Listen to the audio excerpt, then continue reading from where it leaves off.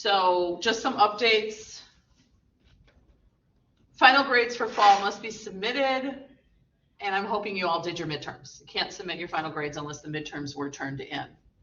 I had to do a form because I missed a student, but the dean never got it back to me. So I'm assuming they must have submitted it.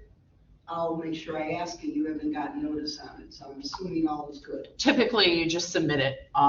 You could double check by trying to access your final grades, and if you could, that's right. you can access your final grades, and then it was expedited. If not, email me and I'll track it down. I can't remember everything, so I don't remember if they got back to me or not on that particular one. Well, you signed it, and I sent it to Delisha. We do. Oh, okay. We do need a copy of your final grades with attendance and final grade calculations. That has to be sent to the dean's office for each course. And Sam is lost. He's reconnecting.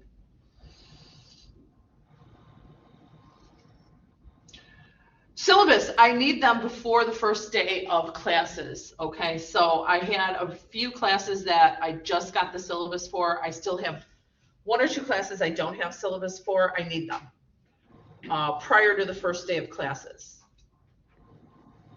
I can't keep waiting. So in spring, I'll assume I'll get them on time. If you need help deciding on the syllabus, I did email Board Policy 6080, which was approved by the Board of Trustees. That's what needs to be on the syllabus. I'm sure if you access past emails from me, you can get that, but that needs to be completed for spring. Natasha. Yes, as far as the final grades, attendance, and final grade calculations, are we doing that like a I think we did it before where we download our final grades. Yeah. How do we submit that?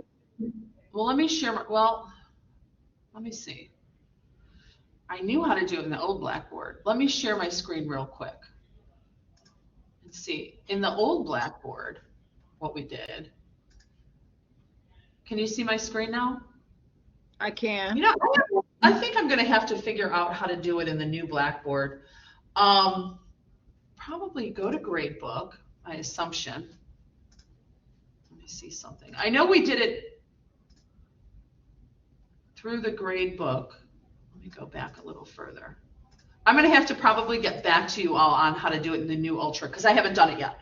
But in the old one, what we would do is just go to the Grade Center and you could download where it says work off. I know I'm going too fast. Let me slow down. In the old Blackboard, we'd go right to the Grade Center and you'd see all the grades right here. You would just download that. You can download that. I'm going to have to make sure I know how to do it. I would always just do full Grade Center. And once that opened, there's got to be a way to do this in the new one. But once it opened, I just, what I would do is see like this column had no data. So I would just put final grade. And then here I would put percentage. If you move the cursor, you do get data in there. If you move the line over, there's data in there, believe it or not. I don't know if it's useful data. What is it? I can't really see it. Well, as a matter of fact, the percentage is actually right here, my weighted grades. So I just needed a column for final grade. Like what grade did I issue this person? So final grade, and I would just go down A, and then I would have a copy of it as well. That's what I would do. So it's not a ton of extra work. And that way, if somebody questions the grades or a teacher dies, which is why this was created, this rule was created by the college, is that a teacher died and nobody knew what to issue for the grade. So now everybody has to do it. But you can see all the grades right here. So this is not a ton extra to do. I don't keep attendance on my online class, so it doesn't matter for those. On campus class, then I used to do a Word document with attendance, but now I actually do that online too. So I would just download that. I have to check and see how to do this for Ultra. There's got to be a way, but I haven't done it yet. So yeah, hopefully it's not a lot of extra work. Okay? Yes, Now, thank you. Let me go back to this.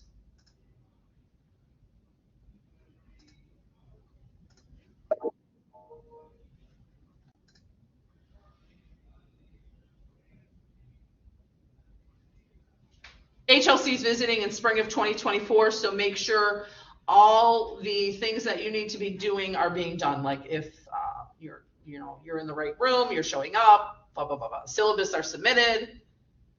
HLC is the Community College Board accrediting body, which will visit supposedly every 10 years, but they visit college Triton much more often because we're always on probation because people don't do what they're supposed to do.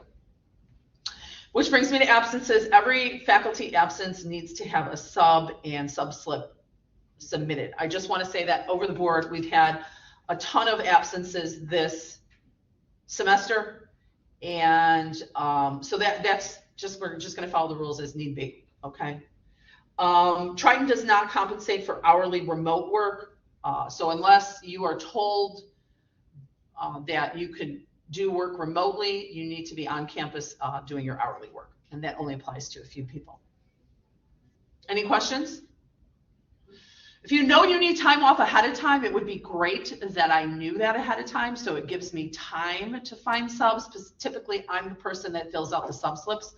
Some departments, they make the faculty do it, but I've been doing it for everyone. If you know ahead of time, go take the day off. I'm happy for you.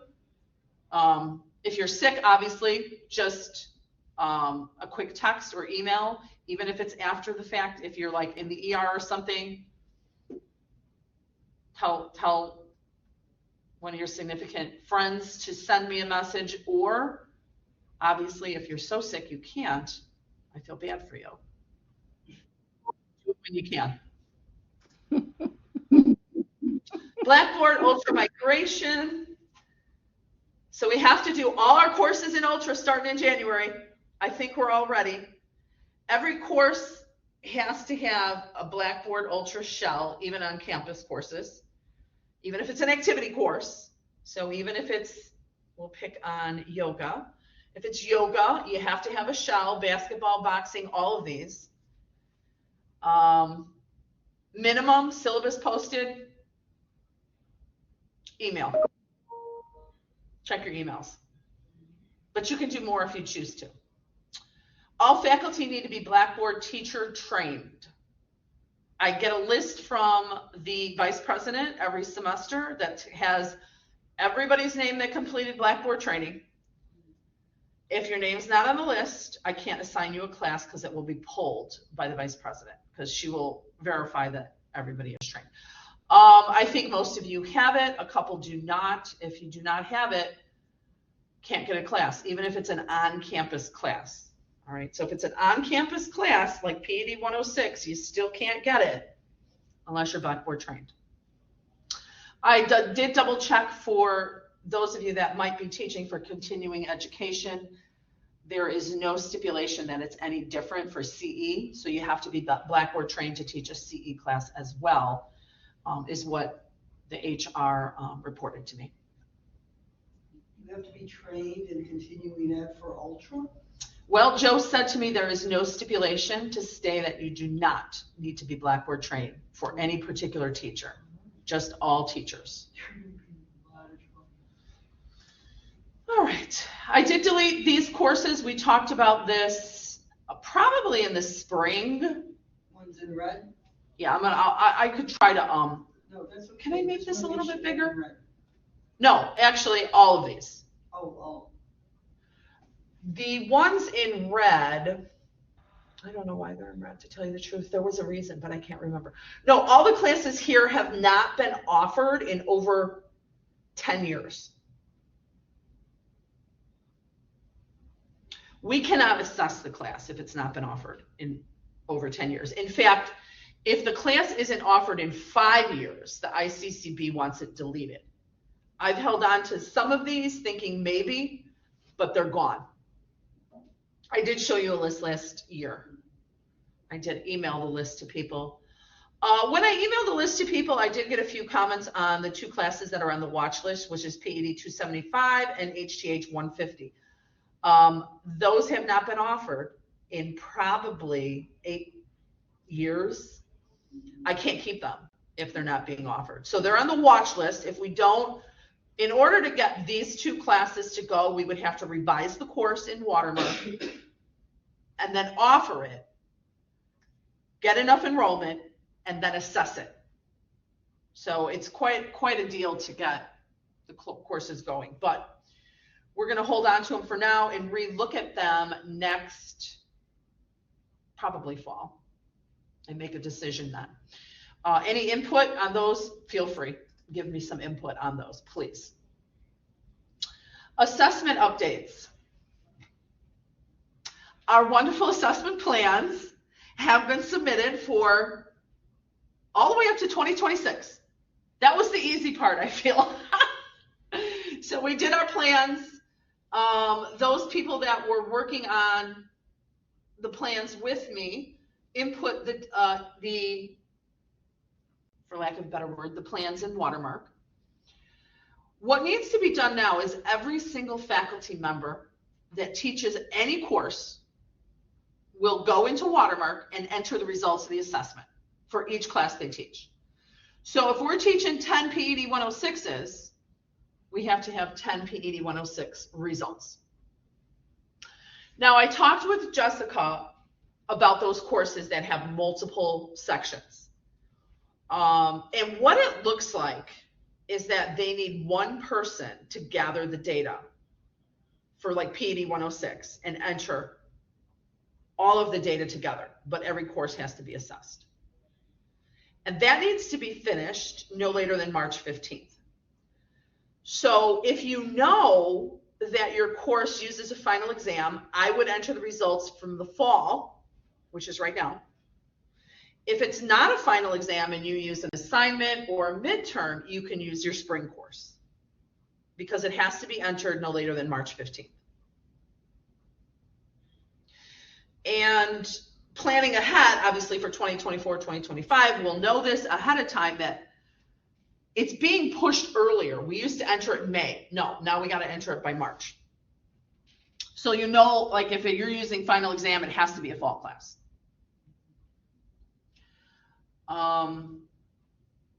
So think about what courses are you teaching? You got to enter the final data for that. Now, what we've done, I did have a few people look this over, but our activity classes are all going to use a standardized assessment tool. I have copies here. I could try to pull up on the Blackboard as well, the standardized assessment tool. This is just for our activity classes, non-lecture classes. We have one already standardized for PED 106, and then I have a template for all the other activity classes like boxing, boot camp, basketball, yoga. Just trying to simplify it. It may seem like extra work at first, but it is fairly simple. Let me see if I could pull up a copy of this online for you to look at. Let me see. No.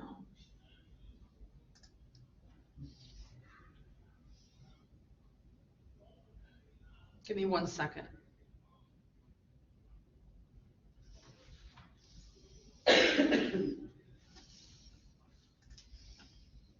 I'm going to put a copy of these, Natasha and Sam, a copy of this in your mailbox, and have Jose email a copy as well. You gonna send us the PowerPoint?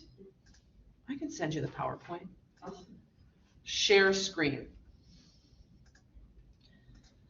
So this one is actually for the 106. This is my suggestion. You do not have to use it. You can do your own. This is activity classes only. My suggestion for activity classes is the final grading being 70% participation, 10% skill assessment, 10% some type of essay or self-evaluation, and 10% midterm. So for 106, the skill assessment, what I have is this chart right here. Now, if you were doing the boxing class, you could put your own skills in here. Obviously, you're not going to be grading on recumbent bikes in a boxing class or yoga class. So and it doesn't have to be this many. What we did, I believe Jeannie input every machine that we have. And then we did free weights. Now, the student doesn't have to do every one of these and doesn't have to be proficient at every one of these, just basically has to earn 23 points to pass the course on this checklist. Well, there's 23 machines.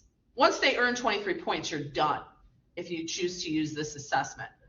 And you actually get 3 points for mastery. 3 for mastery, 2 proficient, 1 emergent, 0 unfamiliar. So they could say to you in 106, you know, at some point, I would say after midterm and on, if the student's taking it for credit, the teacher should just say, okay, show me how you know how to do the chest press, show me how to do the back extension, you check it off. Mastery, proficient, emergent, unfamiliar. I wouldn't imagine this would take more than 10 minutes per student. And you do not have to do all the students in the same day. We've been averaging about 5 to 10 credit students per section. So we need documentation that we're actually teaching and that they have assessed, we have assessed them that they know how to do the exercises. I think in 106, we've been pretty good with this, but I think in the other activity classes, some teachers were just grading on, did you show up? Well, I know they showed up and they walked around the track 15 times, so they passed. But you want to have skill assessment. Do they know how to do the yoga pose? Do they know how to do the punch? Do they know how to do the boot camp exercise? Do they know how to walk at varying speeds? Have they made progression in what they're doing? So this is what we're going to start using in the spring. If you don't want to use this and you have something different, that's okay. Attach it to your syllabus when you submit your syllabus to me. So we know that the teacher is teaching and the students are learning. For this 106, we do have journals. And what I'm going to do is I typically make the 106 shell and then you guys copy that. The journals, we copied the two here, the essay and the self-evaluation are in the journal. So the benefits of continuing to perform this sport or exercise throughout my life include, and the student will list and explain a minimum of 6 mental, social, and or physical benefits. So that would be like, I believe that's journal 2. Journal 3 is student self-evaluation. What can you continue to improve upon within this sport or exercise? And what areas you see for continued growth within this sport, exercise, or skill? Do the students get a handout to look at for that one question about the wellness concepts? Yes, we have so for PED 106, we have a study guide. That study guide is what they use for their midterm. And they can utilize that for the essay as well. Student self-evaluation. Hello. So there's 3 journals in PED 106. The first one is what are your goals? When do you plan to attend? What do you need to work on? And then 2 and 3 are here. I know Sam and Jeannie, you're teaching 106. Any questions on that?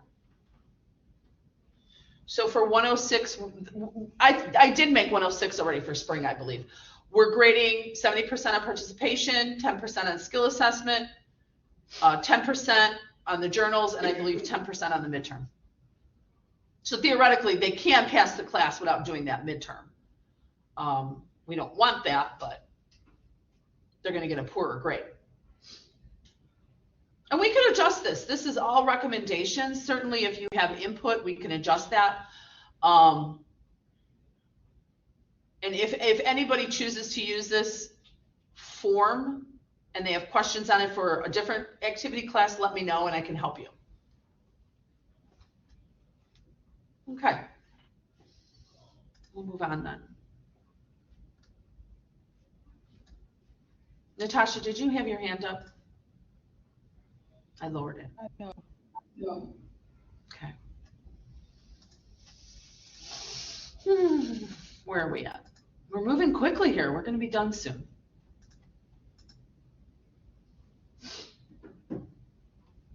All right. Let me know now or by the end of the semester if you plan to enter your assessment results for class you're teaching this fall or for spring.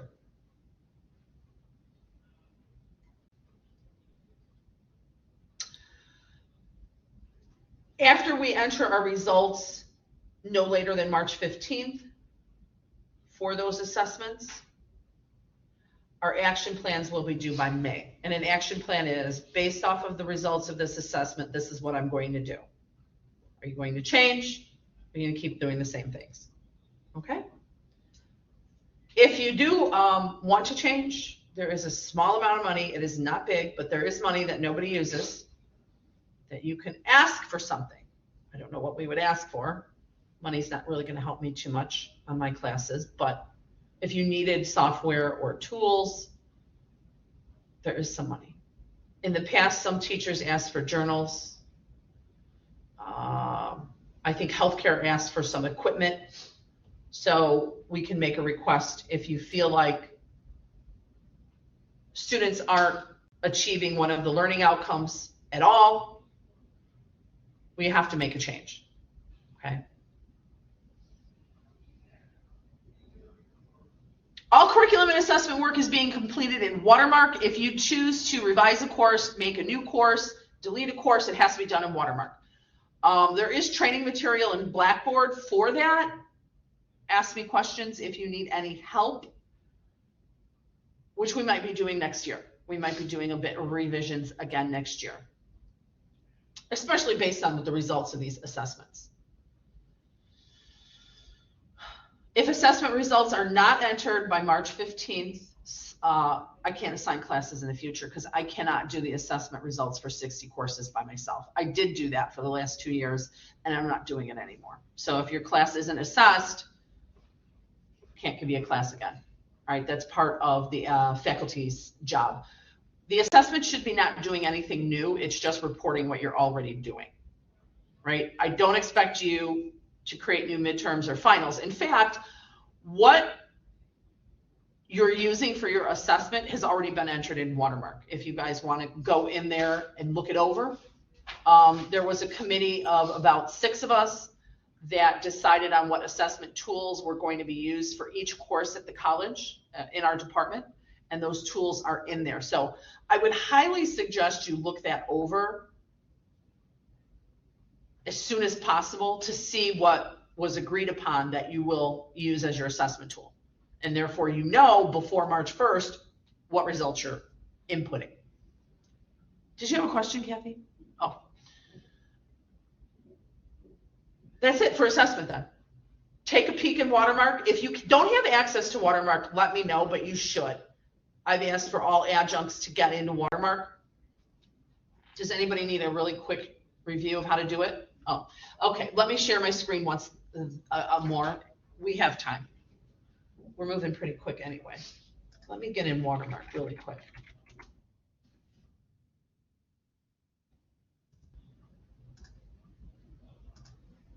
Now I got to go through my login process though. So give me a second. Online people, let me have a second. Well,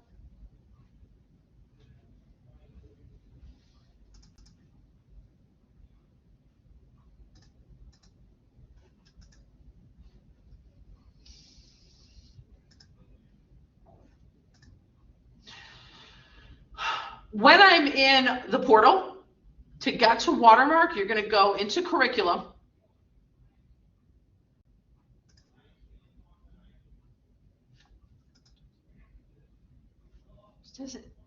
It doesn't go with you.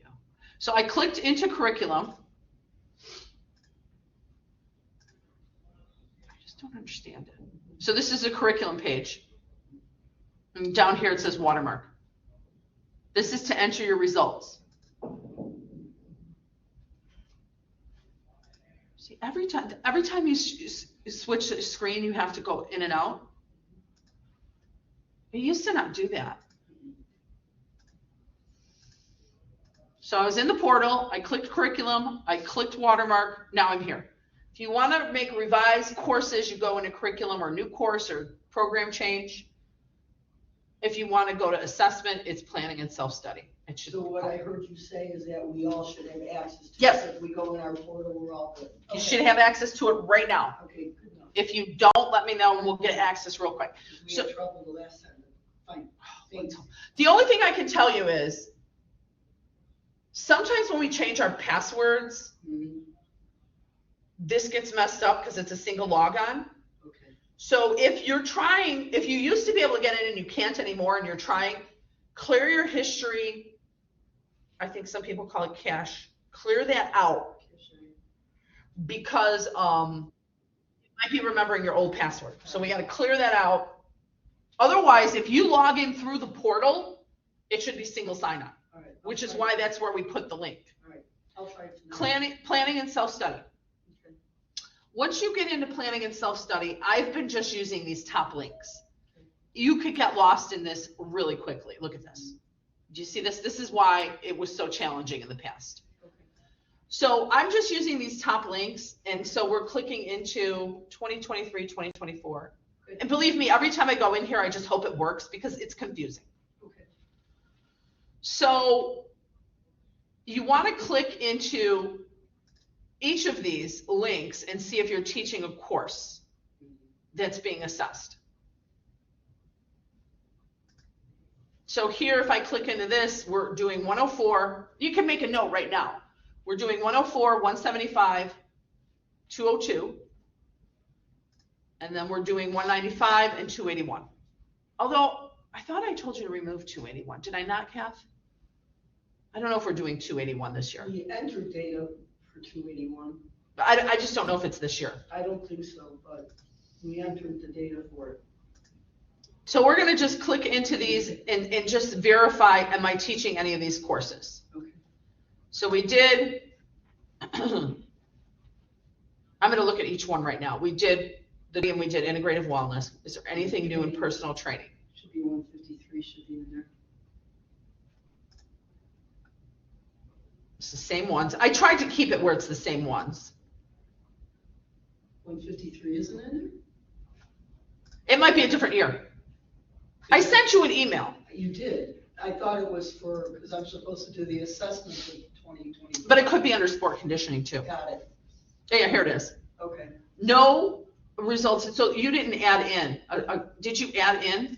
Mm-mm. Okay, you got to add in the measure. Did you add a measure? Oh, well.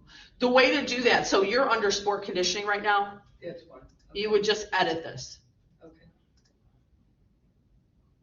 We're doing PLO1, right? Let me look. I think Design exercise program to prevent injury and improve athletic performance. that's what I thought. PLO1. Okay. Got it. We'll handle it. 106 is being done. So Sam and Jeannie, you probably help me with that one. We're the three that are on that right now. I'm giving that as a final, so I'll be able to. Hilda's not here, but I've asked her to help me with 198.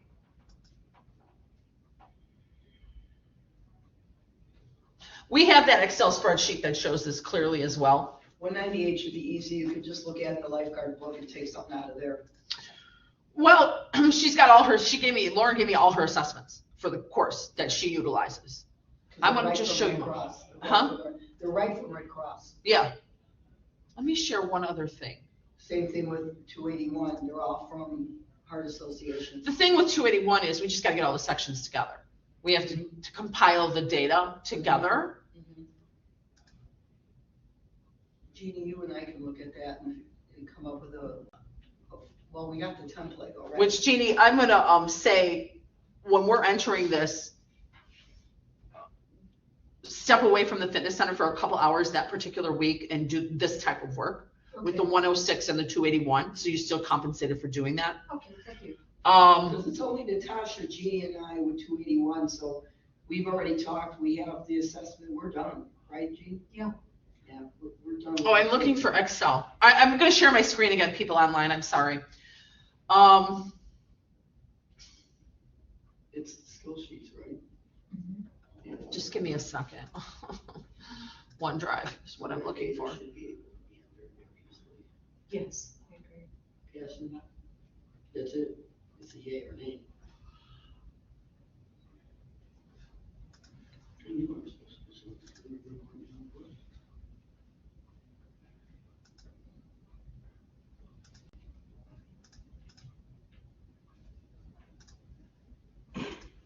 Here's the program assessment based on, so I've shared this with you guys numerous times, right? I'll share, Jose, we're gonna have to send this to every adjunct, okay? Yeah, so I just have it cycled down for 2023, 2024. So you can see a list in front of you, all the courses that we're doing this year. So yeah, this will have to be done either fall or spring. 104, 175, 202, 195, 230, 201, 198, 153, 106, and that's it. If I go to next year, then it shows you the other courses that we're doing. So we have simplified this. It was a lot worse when we first started our work, but we've got it down where we're not doing every course every year. And then the last year, we saved the worst for the last, is the activity courses. So any activity course that we haven't assessed, we're going to be doing it that third year. And all the ones that we deleted are out of it. Correct. Okay. Otherwise, there'd be 10 more or 15 more on this list, which nobody wants to do. In fact, what's going to end up happening is if there's a course on here that's not being offered, after 5 years, the college is going to say you need to get rid of it or you need to offer it. We can't just keep hanging on to them. So that's another thing that they'll be looking at from the administration.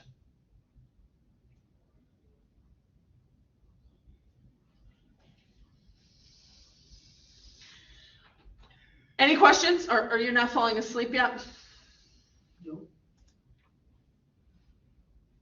This file is in the drive. Should be. I'm going to share it with you right now, Jose, so that you can send that out.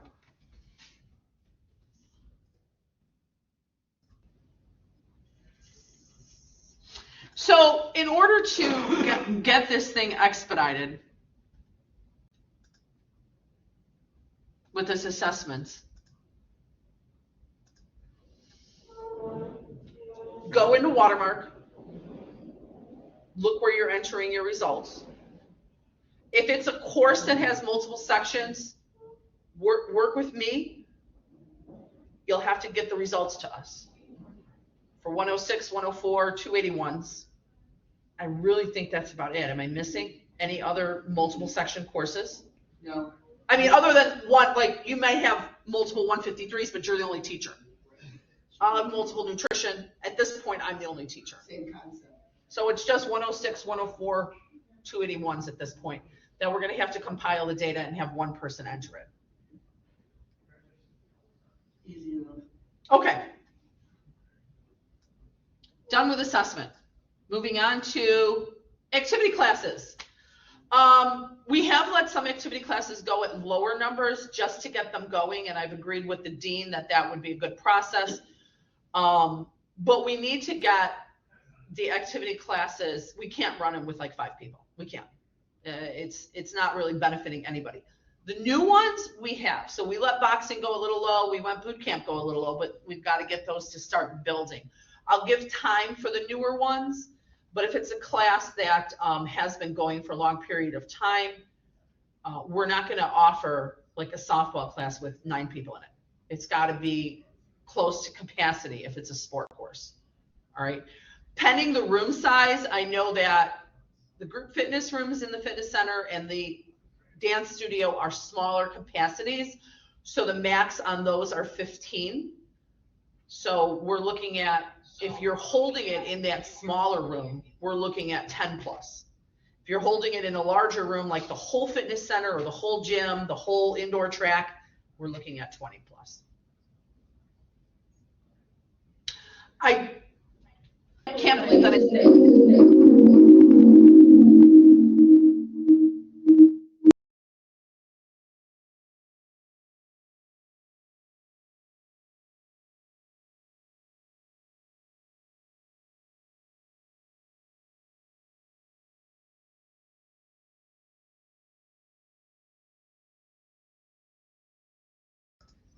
All right.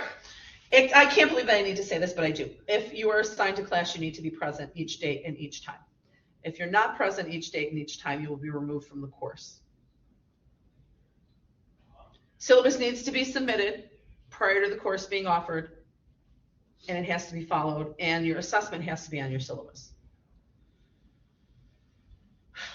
For any class, not just activity, but lecture classes as well, the topics that you're teaching are on the master syllabus, formerly called the course outline. You have to teach those topics, okay?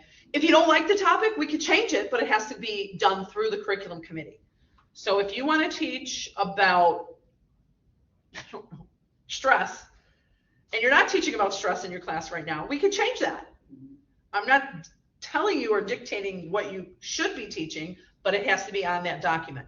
Now, we have a lot of freedom because our classes are not IAI or Illinois Articulated Initiatives, which the state mandates what you teach. If it's an IAI Gen Ed course, you can't vary off of the outline.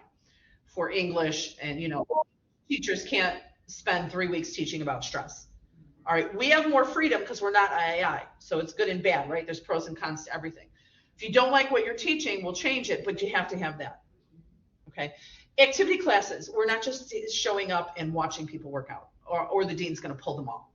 I fought to keep them for years. You don't see behind closed doors what I do. But if you're not showing up, or if you're just showing up and watching people work out, there's no point in having a teacher. We have to teach and educate.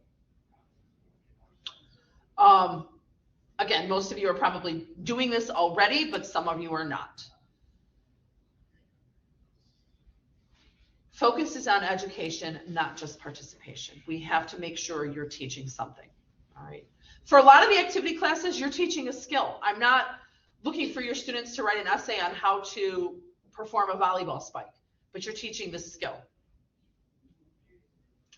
Same thing with the sports. If it's baseball, softball, wrestling, whatever it may be, you're teaching. We're not just watching people work out, or we're going to lose all of them. If we lose one, we're going to lose them all. All right, because the dean's already, every dean that I have asks, what the hell's going on with these classes?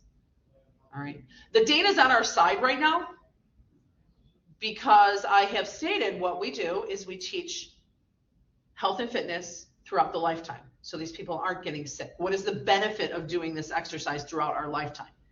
Right, because there's a lot of sick people in the world. So they're on our side right now, but we got to keep them on our side. If it's an athlete in a PED 106 class, their practices count towards participation, but they still need to do the other assessments. Okay, we're not just issuing an A because they're a baseball player. They have to be active on the team, and they have to do the assessments and earn the grade they have earned, right? If they don't do the journal and midterm, that might be a C if they're just showing up. I did edit the grade book in PED 106. I may have done it after you copied the course. So if you're having trouble with the grade book in PED 106, let me know. But for spring, it should be already up and set to go for you to copy. Pros and cons to everything. We do have quite a bit of students using the fitness center for free, not in a course, but use those to market your classes. Not necessarily only activity classes, but we can say, hey, I noticed you've been coming in the fitness center a lot. Would you like to take a boxing class or a health class or a nutrition class or what may be? I've actually gotten students from the free market to take credit classes, all right? So I want you all to have a full load of teaching, and that might be a good way to promote your courses. But be active in that recruiting of students that might be in the fitness center to get them in activity classes and lecture. We are starting, and we're moving slowly. This is not going to happen in the spring, but potentially next year. We're starting to look at 2 curriculum revisions. Natasha, did you have your hand up? No, if it's still showing, they'll probably from the first time that I raised my hand. Okay, sorry. 2 curriculum updates that we're going to be working on next year. We need to start thinking about it now to make some decisions. I'll start with the easier one, HTH 281. We put a hybrid proposal in approximately 2019. It's still not expedited. And I talked to the dean about it now. COVID held us up a little bit, and the vice president held us up a little bit because she wasn't approving hybrid courses. There's a new form now that we have to fill out if we want to get a hybrid course approved. This goes for the 281, but if any of your courses, if you're thinking about making them hybrid, I typically follow 50% on campus, 50% online, but that's variable. You could go, I believe, higher online or higher on campus. I usually just do 50-50 because it's easy in my mind. For the 281, my proposal is to do all the American Heart Association work on campus. So whatever you're doing that is mandated by the AHA will be done on campus, including the videos, including the testing, including the practices. The extra work above and beyond what the AHA mandates, we're thinking about moving to hybrid, to moving it online. In order to get that accomplished, we would have to come to a consensus of what we think the extras need to be. What else are we teaching above and beyond the AHA that we would like to input into the online course? That class right now is 20-something.5 hours, 22.5 hours. So we could certainly do like 12.5 on campus, 10 online. We can do more or less, right? We need to decide. I don't know how long AHA component takes, like what's a minimum? Does anybody know what the minimum it takes to teach an AHA? Is it 8? It's probably 7 for both. So everything's dependent on how, I can't remember how long the videos are. Right. So I mean, even if we did, like I said, 12.5 on campus, 10 online, right? We could do extra on campus to get extra practice. I'm not opposed to doing that. We'll figure it out. So that's the proposal. We'll start discussion more on that in the spring, and then maybe do the paperwork for it in the fall. For the personal training certificate,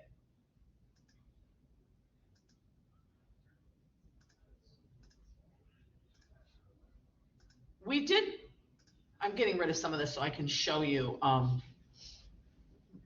where we're at with this certificate right now. Give me a second, online people. I want to share my screen once again.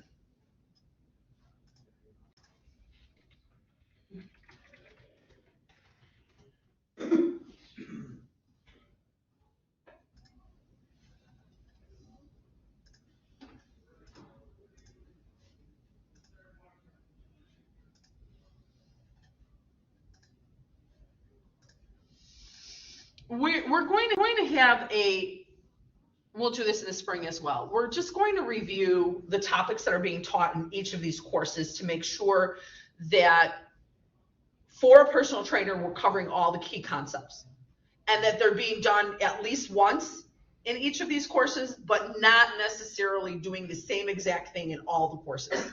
Okay, I don't have to teach how to do a push-up in 153, in 168, and in 230. But we have to make sure that we're not wasting the credit hours at this point in time. The student taking it is taking it's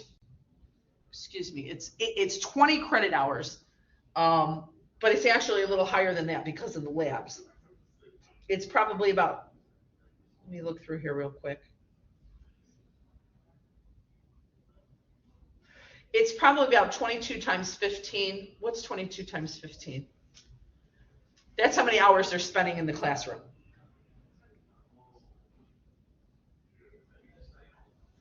$330 hours in the classroom. So we want to make sure that we're maximizing their time spent here.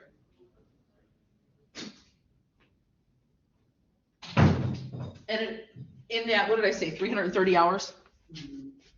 We have the student in our faces for 330 hours. So there's no reason we can't effectively teach all the topics that a personal trainer would need during that point of time.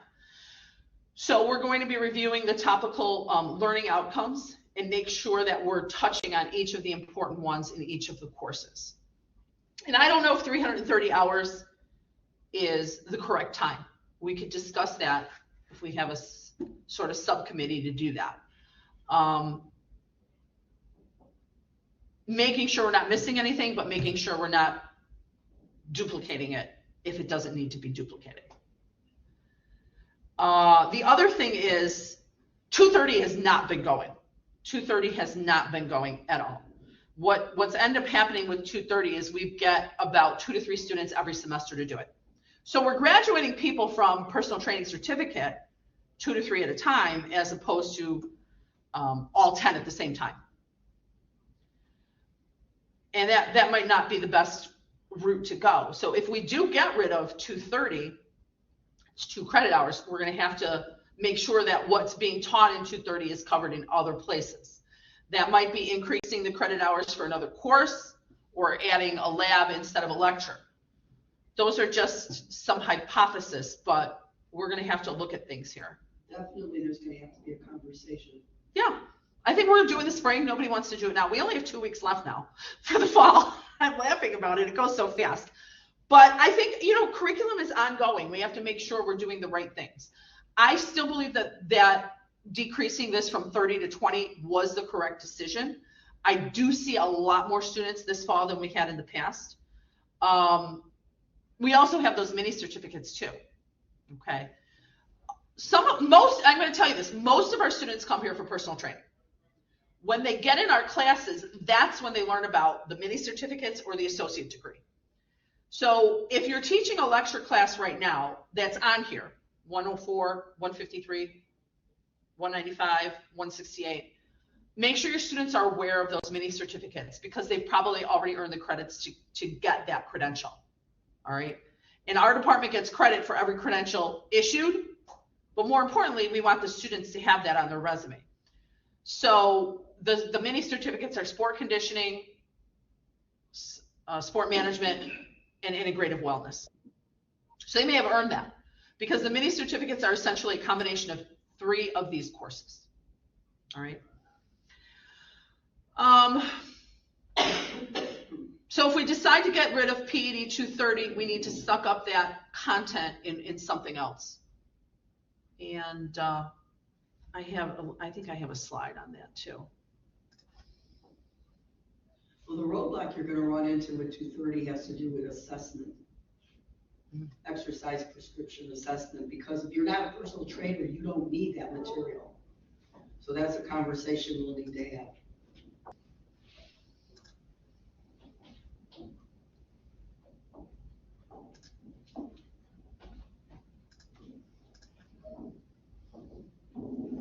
Well, I do have on here a couple topics that I think we're missing.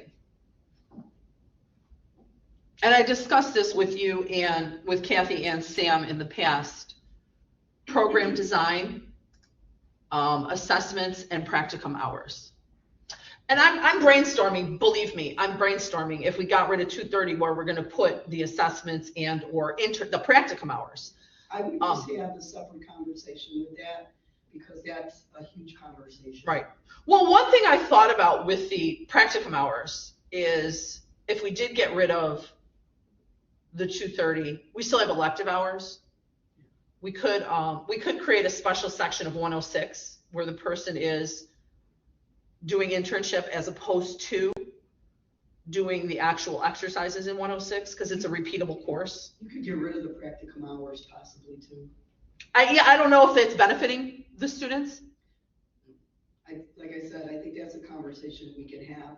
I think we could get rid of the practicum hours as long as you got the exercise testing and prescription, that's all. But if there's anything else that you blatantly see as being omitted from the topical learning outcome in the courses that they're taking, we can add that to this. But we have to make sure that they're touching on that. And there might be others, right? I might be asking for 195 to take up some of the liability and paperwork issues too. And we're not going to teach it specifically for personal trainers. Like if we said pre-participation screening, it could be for any activity, right? It could be If they're an athlete getting into a team, they have to do a pre-participation exam. So it could be more of a general concept. Yep. And I believe they all need waivers too if you're joining an activity, not necessarily only for personal training. Or if they're going into physical therapy, they're going to still need to do that. So let's plan on making a small subcommittee to look through that in the spring. I think I've gone over most of the PD 106 updates. I will have your 106 shell ready to be copied in January. Make sure we're educating, okay? I can't tell you guys this enough. We're educating. I know it gets boring if there's only 2 credit students in the fitness center. I'll walk through and say, how are things going? Do you need any help? Do you want me to show you any new exercises? When they come and go, when they're checking in and checking out, how are things going with your exercise? Can I show you anything? They're going to enroll if we're more engaged. If we do nothing and we just stand there and say hello and goodbye, there's really no point in them enrolling in the course. They have to have a benefit for spending that extra money. I do send emails, Jeannie and we send emails to our students to remind them of specific things. I have a student right now that's coming 2, 3, 4 times a week, but didn't do the midterm. I'm going to nudge them and say, are you going to complete this midterm or not? Because you need the grade. If they're not showing up and doing anything, I don't nudge anybody, right? I'll send them an email once and be like, are you coming back or not? If they're doing nothing, we don't give grades away for free. But if they're doing 70% of the work, I'm going to say to them, what's the deal? And this specifically goes for 106. You choose how you want to do your other courses yourself, but we don't want to kick everybody out of 106. There'll be no classes to teach. I think those are good for 106 because if a student is having a problem, I find that oftentimes it shows up in the journals. Mm-hmm. And then we can have a conversation.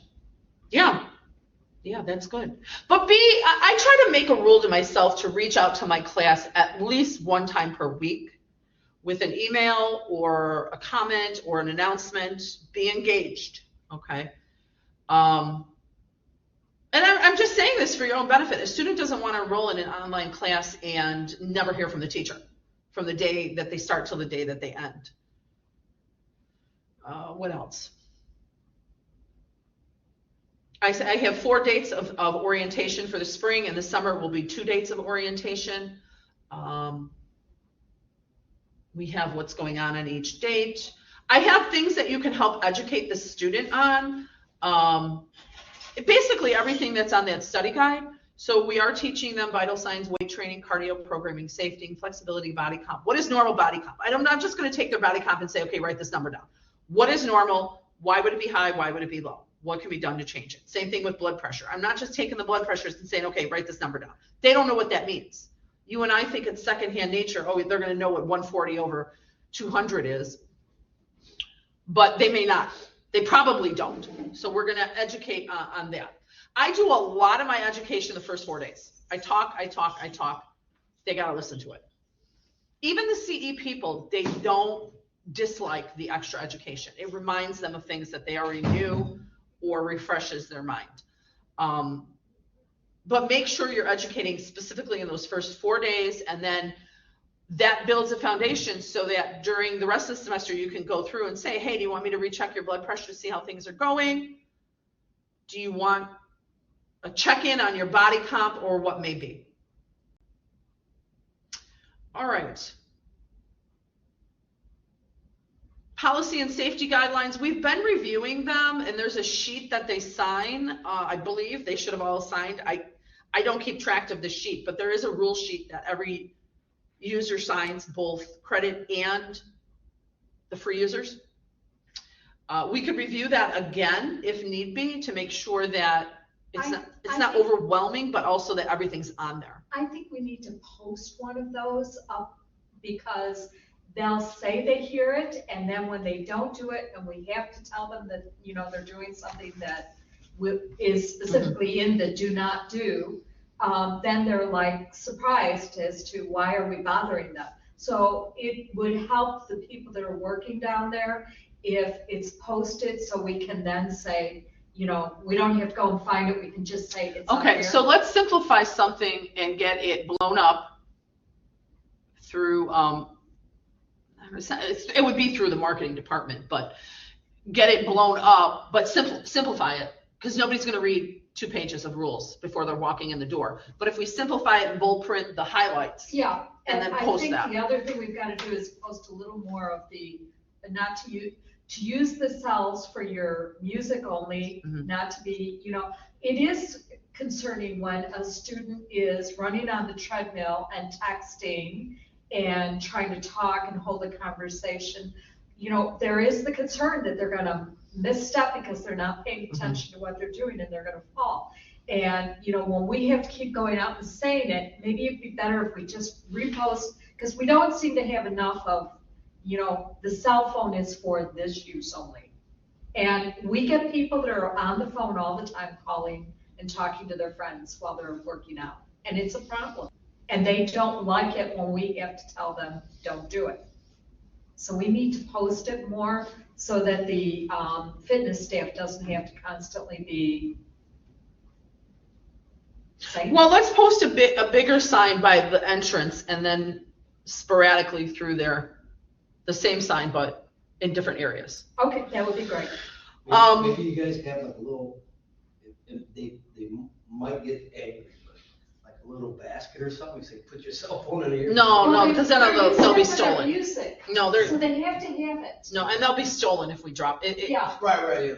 But Yeah, what we that's- need to do is they need to remember that it's there for, you know, for them to listen to music or whatever they're doing, so that they're not constantly on their phones, and then we have them not paying attention to what they're doing and having an accident.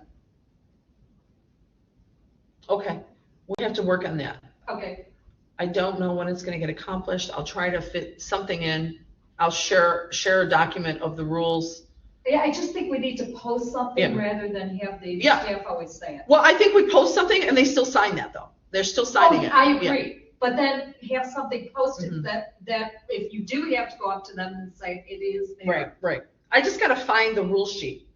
I know we had an electronic version of it. I got to look for it. It's not something I pull up on a regular basis. So we'll work on that for getting something posted before spring, although I don't know how quickly marketing will act. We might have to have a makeshift one until marketing could get that Sounds great. posted. Jose, for spring, we want a roster for every PD 106 C37 downstairs. Clearly you'll have one for the first day of class, but then that's a lot by the second week of class, so we'll do an update. So we'll have a roster for the first day of class, and then a week later, have another roster sent down there. For 106 C37s, that's total fitness. And then for the aqua classes, same thing, we'll give it to the fitness center staff for, the only thing going right now is aqua size in the evening and lifeguarding.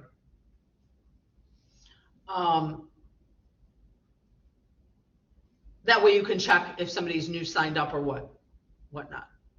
Make sure you're checking your rosters as well for your regular classes. We don't want, well, the college has a rule, you can't have somebody sitting in your class that's not registered. So if they didn't pay and they're still coming, that's a problem. Because then what will happen is they'll say, well, I earned my grade even though I didn't pay, and there's no grade to issue. Or they think they're registered, but they're not. You know, things like that happen. So I would always check it the first day, and then about 2 weeks in, make sure everybody's still on the roster. You could register for spring now, encourage it in your classes so you have students for next semester as well. Enrollment is decent for next spring already. I think almost every 106 class has enough to go. We just got to work on the other activity classes and our lecture classes as well. If you're teaching one of the lecture classes that is in a degree or certificate, encourage your student to re-enroll, and if they have questions, if it's a simple question, you can answer it, go for it. If you want to use your office hour to meet with the student to help them decide what classes to take next, that would be appropriate as well. Or you can ask me if you have other questions about their pathway. Anybody have questions on any topic we've gone over or other comments, questions? We're good.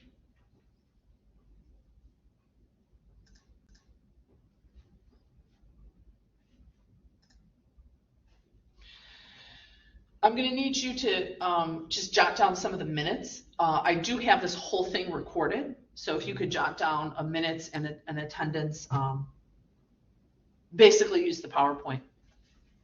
I'm gonna stop the recording now.